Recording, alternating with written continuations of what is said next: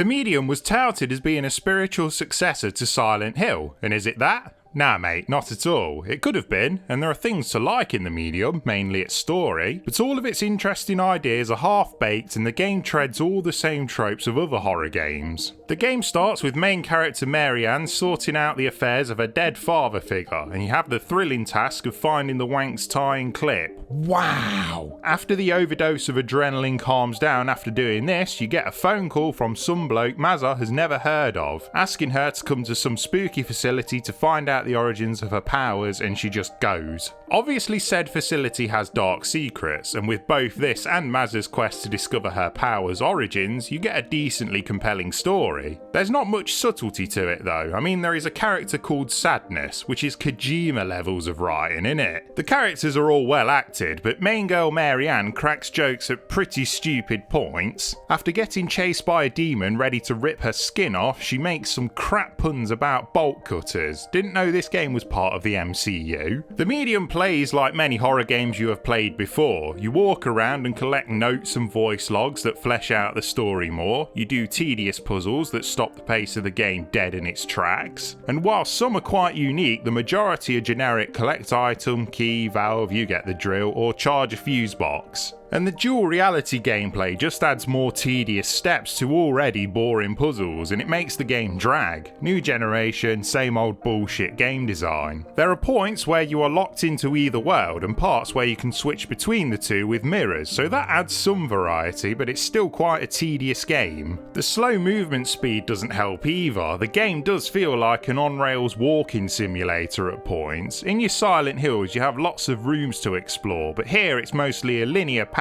with one or two spare rooms. I will say though, it is interesting how they weave some of the narrative in the gameplay, and a lot of puzzles you are finding items that represent the personality of the deceased person you are trying to send away, and you do get a feel for who they are sometimes. You've got a good story to keep you invested, sure, but everything you have done in other horror games is here, and it's a shame because there is lots of potential in the Medium's ideas. They have just been made as generic as possible, and the dual world mechanic is used to good effect in the cutscenes when you see Mary Ann talking to a spirit in one world and she looks mental in the material world. It's unintentionally funny. I think the biggest sin it commits though is it's just not scary. Good imagery for sure, and the main villain is decently creepy, but the sections where you encounter him feel very on rails, so it's hard to feel intimidated. And he's also the standard enemy that can't be fought, just avoided using stealth, and let me tell you, stealth and fixed camera angles don't work well, but it's balanced out by him being piss easy to get by. Speaking of the fixed camera angles, it was a good idea 20 years ago to get by the hardware limitations and to build dread when enemies were about off screen, but in this game there is one enemy, and most of the time it isn't there, so the atmosphere the angles create is a bit wasted. Would have been better in first person. Being able to investigate some of the more messed up environments up close would have been more effective. It also messes up with your controls. Pointing yourself in one direction and ended up going another one when the camera switches is a ball ache, mate. Mazza's abilities are just quite boring as well. Her insight thing is like eagle vision in most games and just tells you where things are. You get a shield which protects you from wasps, you fart light to charge electrics and bop the game's enemy the more, and that's really it. It does run rather poorly as well on PC. I did think the dual reality thing would tank the frame rate, and it does. I also had lots of objects flicker, which weirded me out at the start of the game when a Jesus cross started doing it. I thought, is this a sign? And I know this sounds a bit nitpicky, but the game is very dark shadows wise. Even with the brightness cranked up, it hides some small doorways and passages you need to go through. It does look nice enough, but not to the point where it should tank performance like it does. I mean, there's better looking games out there, and even when you are not in dual reality it runs like shite. Basically the Medium is toilet. Its good ideas are totally wasted on standard horror game tropes. Its story is decent and goes to some dark places, but it's all for naught when it's so boring and runs like a dog with one leg.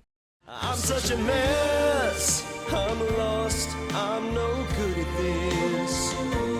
I'm in love, still in love, still in love with you. Hard as I try, I can't even drink this pain away. Memories of you, twisting my view. I've been a fool.